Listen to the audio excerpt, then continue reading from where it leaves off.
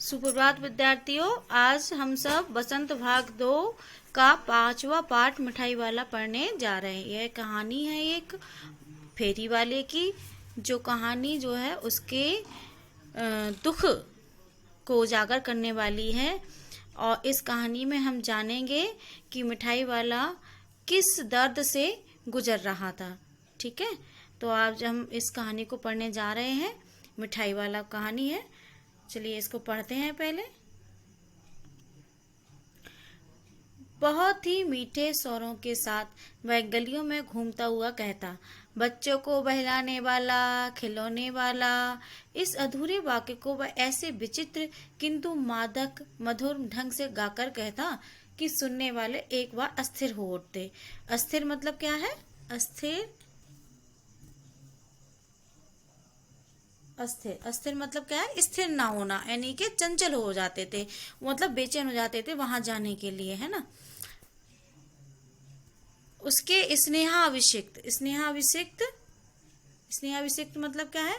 प्रेम से भरा हुआ, स्नेह से भीगा हुआ, है ना।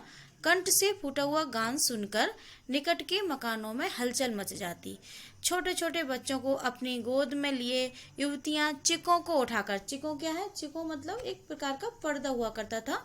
इसमें अभी आगे एक फोटो जब आएगा तो आपको वो दिखाऊंगी कि उसमें वो किस प्रकार का वो पर्दा होता था जिसके आड़ में युवतियां रहती थी। तो युवतियां चिकों को उठा करके छज्जों पर नीचे झांकने लगती। गलियों और उनके अंतरव्यापी यानी कि उनके बीच की दूरी के छोटे छोटे उद्यानों में खेलते और इठलाते हुए बच्चों का झुंड उसे घेर लेता, और तब वह खिलौने वाला वहीं बैठकर खिलौने की पेटी खोल देता। बच्चे खिलौने देखकर पुलकित हो उठते। पुलकित मतलब क्या है? प्रसन्न होना, पुलकित प्रसन्न।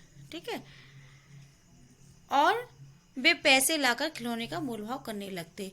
पूछते, इसका दाम क्या है? और इचका। खिलौने वाला बच्चों को देखता और उनकी नन्ही नन्ही उंगलियों से पैसे ले लेता और बच्चों की इच्छा अनुसार उन्हें खिलौने दे देता।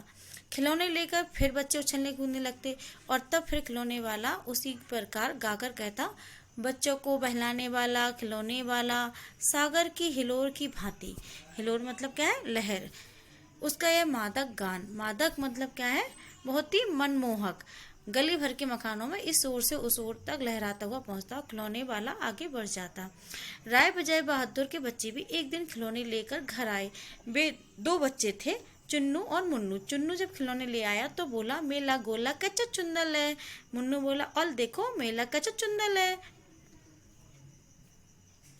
दोनों अपने हाथी घोड़े लेकर घर भर में उछलने लगे। इन बच्चों की माँ रोहिणी कुछ देर तक खड़े खड़े उनका खेल निरखती रही। निरखती मतलब क्या? देखती रही। अंत में दोनों बच्चों को बुलाकर उसने पूछा, अरे ओ चुन्नू मुन्नू, ये खिलौने तुमने कितने में लिए हैं? मुन्नू बोला, 2 पैसे में। खिलौने वाले दे गया है। रोहिणी सोचने लगी, इतने सस्ते कैसे दे गया है? कैसे दे गया है यह तो वही जाने, लेकिन दे तो गया ही है, इतना तो निश्चय है। एक जरा सी बात ठहरी। रोहिणी अपने काम में लग गई। फिर कभी उसे इस पर विचार करने की आवश्यकता भी भला क्यों पड़ती। 6 महीने बाद नगर भर में 2-4 दिनों से एक मुरली वाले के आने का समाचार फैल गया। लोग कहने लगे, भाई वाह, मुरली बजाने में वह एक ही उस्ताद है। मुरली बजाकर गाना सुनाकर वह मुरली बेचता भी है, सो भी 2-2 पैसे में। भला इसमें उसे क्या मिलता होगा? मेहनत भी तो ना आती होगी। एक व्यक्ति ने पूछ लिया, कैसा है वह मुरली वाला? मैंने तो उसे नहीं देखा। उत्तर मिला, उम्र तो उसकी अभी अधिक ना हुई होगी, यही 30-32 का होगा। दुबला पतला गोरा युवक है, बीकानेरी रंगीन साफा बांधता है। आप देख रहे हैं कि ये दुबला पतला है ना, बीकानेरी रंगीन साफा, ये क्या है? युवक कैसा है? गोरा है, दुबला पतला है। यहाँ पे साफा कैसा है? बीकानेरी है, रंगीन है। तो ये क्या बता रहे हैं? इसके विशेषण बता रहे हैं, विशेषता बतला रहे हैं ना। तो ये क्या है? ये विशेषण है, साफा की विशेषता बतला रहे हैं, और ये यहाँ पर युवक की। वही तो नहीं जो पहले खिलौने बेचा करता था। क्या वह पहले खिलौने भी बेचा करता था? हाँ, जो आकार प्रकार तुमने बतलाया उसी प्रकार का वह भी था, तो वही होगा। पर भाई है वह एक उस्ताद। उस्ताद मतलब क्या है? उस्ताद मतलब है कि माहिर, किसी चीज में माहिर होना, कुशल होना।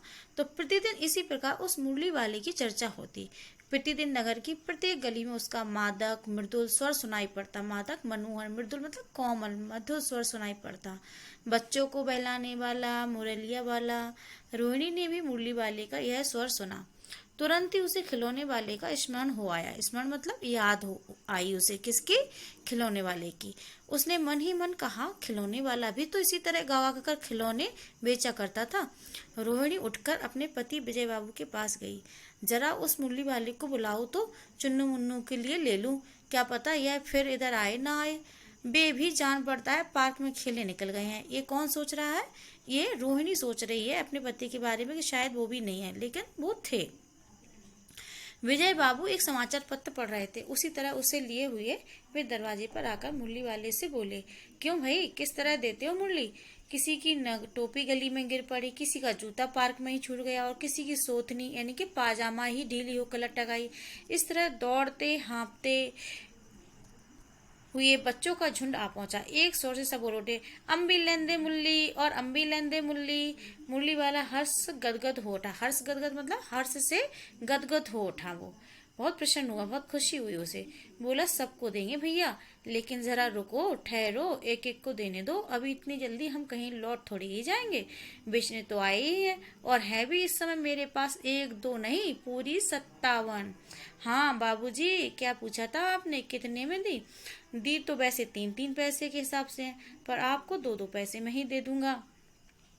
विजय बाबू भीतर बाहर दोनों रूपों में मुस्कुरा दिया, यानी कि भीतर से भी, अंदर से भी और बाहर से भी। और मन ही मन सोचने लगे, कैसा है, देता तो सबको इसी भाव से है, पर मुझ पर उल्टा एहसान लाद रहा है। फिर बोले, तुम लोगों की झूठ बोलने की आदत होती है, देते होगे सभी को 2-2 पैसे में, पर एहसान का बोझा मेरे ही ऊपर लाद रहे हो। मुरली वाला एकदम अप्रतिभ हो उठा। अप्रतिभ मतलब क्या है? मतलब प्रतिभाहीन, यानी कि उदास, है ना। बोला, आपको क्या पता बाबूजी कि इनकी असली लागत क्या है? यह तो ग्राहकों का दस्तूर होता है। दस्तूर मतलब क्या है? नियम।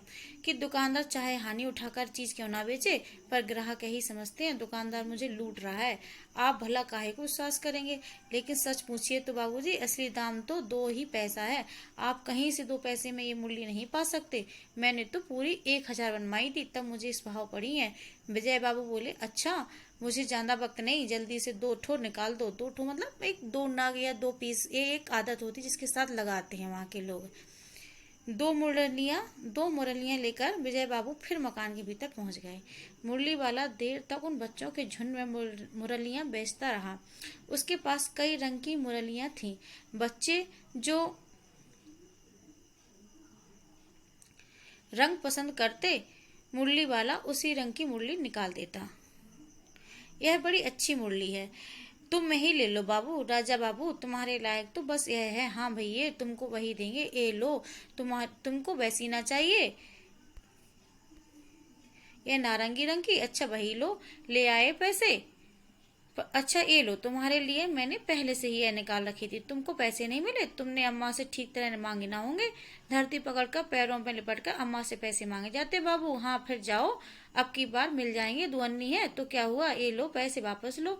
ठीक हो गया ना, ऐसा मिल गए पैसे। देखो मैंने तरकीब बताई। अच्छा अब तो किसी को नहीं लेना है, सब ले चुके। तुम्हारी माँ के पास पैसे नहीं है? अच्छा तुम भी ले हो। अच्छा तो अब मैं चलता हूँ। इस प्रकार से वह बच्चों के बीच में खुशियां बांटता हुआ जो है मुरलियां बेचकर जाने लगता। इस तरह मुरली वाला फिर आगे बढ़ गया। आज अपने मकान में बैठी हुई रोहिणी मुरली वाले की सारी बातें सुनती रही। आज भी उसने अनुभव किया कि बच्चों के साथ ने प्यार से बातें करने वाला फेरी वाला पहले कभी नहीं आया। फिर वह सौदा भी कैसा सस्ता बेचता है, भला आदमी जान पड़ता। समय की बात है, जो बेचारा इस तरह मारा मारा फिरता है, यानी कि ये मुहावरा मारा मारा फिरता है ना, कि परेशान होकर फिरना। पेट जो ना कराए सो थोड़ा है। मतलब इसका क्या है कि व्यक्ति की मजबूरी होती है कि पेट भरने के लिए उसे कुछ ना कुछ तो करना ही है। इसी समय मुरली वाले का छीण स्वर, छीण मतलब कमजोर होता हुआ स्वर, दूसरी निकट की गली से सुनाई पड़ा। बच्चों को बहलाने वाला, मुरलिया वाला। रोहिणी इसे सुनकर मन ही मन कहने लगी, और स्वर कैसा मीठा है इसका। बहुत दिनों तक रोहिणी को मुरली वाले का वह मीठा स्वर और उसकी बच्चों के प्रति वे स्नेह सिक्त मतलब क्या है, प्रेम से भरी हुई बातें याद आती रहीं। महीने के महीने आए और चले गए, फिर मुरली वाला ना आया। धीरे धीरे उसकी स्मृति भी छीण हुई, यानी कि उसकी यादें भी कम होने लगी। 8 मास बाद फिर सर्दी के दिन थे। रोहिणी स्नान करके मकान की छत पर चढ़कर आजानुलंबित मतलब क्या है, घुटनों तक लंबे केश राशि मतलब बाल, तो उसके घुटनों तक लंबे बालों को सुखा रही थी। इस समय नीचे की गली में सुनाई पड़ा बच्चों को बहलाने वाला मिठाई वाले का स्वर उसके लिए परिचित था। झट से रोहिणी नीचे उतर आई। उस समय उसके पति मकान में नहीं थे। हाँ, उनकी वृद्धा दादी थी। रोहिणी उनके निकट आकर बोली, दादी, चुन्नू मुन्नू के लिए मिठाई लेनी है, जरा कमरे में चलकर ठहराओ। मैं उधर कैसे जाऊं, कोई आता ना हो, जरा हटकर, मैं भी चिक की ओट में बैठी रहूंगी। तो आप ये देख रहे हैं कि ये चिक है जहाँ की ओट में इसके पीछे से छिपी हुई रोहिणी उससे बात कर रही है। दादी उठकर कमरे में आकर बोली, ये मिठाई वाले इधर आना। मिठाई वाला निकट आ गया। बोला, कितनी मिठाई दूं माँ? ये नए तरह की मिठाइयाँ हैं, रंग बिरंगी, कुछ कुछ खट्टी, कुछ कुछ मीठी, जायकेदार, बड़ी देर तक मुंह में टिकती हैं। आप देख रहे हैं कि ये मिठाइयों की विशेषता बताई गई कि वो कैसी हैं, रंग बिरंगी हैं, कुछ कुछ खट्टी, कुछ कुछ मीठी, जायकेदार। ये सारे शब्द क्या है, उस मिठाइयों के लिए विशेषता बतला रहे हैं। तो ये सारे विशेषण हैं। जल्दी नहीं घुलती, बच्चे बड़े चाव से चूसते हैं, यानी कि बहुत मजे लेकर के। इन गुणों के सिवाय खांसी भी दूर करती। कितनी दूर, चपटी, गोल, पहलदार गोलियां हैं, कैसे पैसे की 16 देता हूँ। दादी बोली, 16 तो बहुत कम होती हैं, भला 25 तो देते। मिठाई वाला, नहीं दादी, अधिक नहीं दे सकता, इतना भी देता हूँ, यह अब मैं तुम्हें क्या, खैर मैं अधिक ना दे सकूंगा। रोहिणी दादी के पास ही थी। बोली, दादी फिर भी काफी सस्ता दे रहा है, 4 पैसे की ले लो, यह वैसे रहे। मिठाई वाला मिठाइयाँ गिनने लगा। तो 4 की दे दो। अच्छा, 25 नहीं सही 20 ही दो। अरे हाँ, मैं बूढ़ी हुई, मोल भाव अब मुझे ज्यादा करना आता भी नहीं। कहते हुए दादी के पोपले मुंह से जरा सी मुस्कुराहट फूट निकली। रोहिणी ने दादी से कहा, दादी, इससे पूछो तुम इस शहर में और कभी आए थे या पहली बार आए हो? यहाँ के निवासी तो तुम हो नहीं। दादी ने इस कथन को दोहराने की चेष्टा की ही थी कि मिठाई वाले ने उत्तर दिया, पहली बार नहीं, और भी कई बार आ चुका हूँ। रोहिणी चिक की आड़ से ही बोली, पहले यही मिठाई बेचते हुए आए थे या और कोई चीज लेकर? मिठाई वाला हर्ष, संशय और विस्मय आदि भावों में डूबकर बोला, यानी कि उसे एक खुशी भी होती है कि कोई उसके बारे में पूछ रहा है, इतना उसे पहचान पाया है, उसे संशय भी हो रहा है, संदेह हो रहा है, और वह आश्चर्य में विस्मय आदि भावों से, यानी कि वह उसको खुशी भी हुई, संदेह भी हो रहा है, आश्चर्य भी हो रहा है। इन सभी भावों में डूबकर वह बोलता है कि इससे पहले मूली लेकर आया था और उससे भी पहले खिलौने लेकर। तो रोहिणी का अनुमान ठीक निकला। अब तो वह उससे और भी कुछ बातें पूछने के लिए अस्थिर हो उठी, यानी कि चंचल उठी, यानी कि उसका मन रुक नहीं रहा था। वह बोली, इन व्यवसायों में भला तुम्हें क्या मिलता होगा? वह बोला, मिलता भला क्या है, यही खाने भर को मिल जाता है, कभी नहीं भी मिलता, पर हाँ, संतोष, धीरज और कभी कभी असीम सुख जरूर मिलता है, और यही मैं चाहता भी हूँ। सो कैसे, वह भी बताओ। अब व्यर्थ उन बातों की क्यों चर्चा करूं, उन्हें आप जाने ही दें। उन बातों को सुनकर आपको दुख ही होगा। जब इतना बताया है तब और भी बता दो। मैं बहुत उत्सुक हूँ, तुम्हारा हर जाना होगा, यानी कि उसकी हानि नहीं होगी। मिठाई मैं और भी ले लूंगी। अतिशय गंभीरता, यानी कि बहुत ज्यादा गंभीरता के साथ मिठाई वाले ने कहा, मैं भी अपने नगर का एक प्रतिष्ठित आदमी था, यानी कि इज्जतदार, सम्मान वाला। मकान, व्यवसाय, गाड़ी घोड़े, नौकर चाकर सभी कुछ था। स्त्री थी, छोटे छोटे 2 बच्चे भी थे। मेरा वह सोने का संसार था, यानी कि बहुत ही प्रिय। बाहर संपत्ति का वैभव था और भीतर सांसारिक सुख, यानी कि संपत्ति की, धन दौलत की भी कमी नहीं थी, और घर में पारिवारिक सुख भी था। स्त्री मतलब उसकी पत्नी सुंदरी थी, मेरी प्राण थी, यानी कि उसे प्राणों से प्रिय थी। बच्चे ऐसे सुंदर थे जैसे सोने के सजीव खिलौने, मतलब बहुत सुंदर थे, जैसे कोई सोने की धातु के खिलौने हो, लेकिन वो कैसे, सजीव, जानदार। उनकी अटखेलियां, यानी कि उनकी जो लीलाएं, उनकी बाल लीलाएं, उनकी कीड़ाएं, उनकी अटखेलियों के मारे घर में कोलाहल, यानी कि शोर मचा रहता था। समय की गति, विधाता की लीला, यानी कि समय की गति को किसी ने नहीं जाना, और विधाता की लीला को अब कोई नहीं है। दादी प्राण निकाले नहीं निकले, इसीलिए अपने उन बच्चों की खोज में निकला हूँ। वे सब अंत में होंगे तो यहीं कहीं, आखिर कहीं ना जन्मे ही होंगे। उस तरह रहता, घुल घुल कर मरता, इस तरह सुख संतोष के साथ मरूंगा। इस तरह के जीवन में कभी कभी अपने उन बच्चों की एक झलक सी मिल जाती है। ऐसा जान पड़ता है जैसे वे इन्हीं में उछल उछल कर हंस खेल रहे हैं। पैसों की कमी थोड़ी ही है, आपकी दया से पैसे तो काफी हैं, जो नहीं है इस तरह उसी को पा देता हूँ। रोहिणी ने अब मिठाई वाले की ओर देखा, उसकी आंखें आंसुओं से तर हैं, यानी कि आंसू से गीली हो गई हैं। इसी समय चुन्नू मुन्नू आ गए। रोहिणी से लिपट कर उसका आंचल पकड़कर बोले, अम्मा मिठाई मुझसे लो। यह कहकर तत्काल कागज की 2 पुड़ियां मिठाइयों से भरी मिठाई वाले ने चुन्नू मुन्नू को दे दी। रोहिणी ने भीतर से पैसे फेंक दिए। मिठाई वाले ने पेटी उठाई और कहा, अब इस बार ये पैसे ना लूंगा। दादी बोली, अरे अरे नाना, अपने पैसे लिए जा भाई। तब तक आगे फिर सुनाई पड़ा उसी प्रकार का मादक मृदुल स्वर में बच्चों को बहलाने वाला मिठाई वाला। आज का यह पाठ यहीं पे समाप्त होता है। इसे लिखा है भगवती प्रसाद वाजपेयी ने। इसके आगे के प्रश्न अभ्यासों की चर्चा हम अगले वीडियो में करेंगे। धन्यवाद।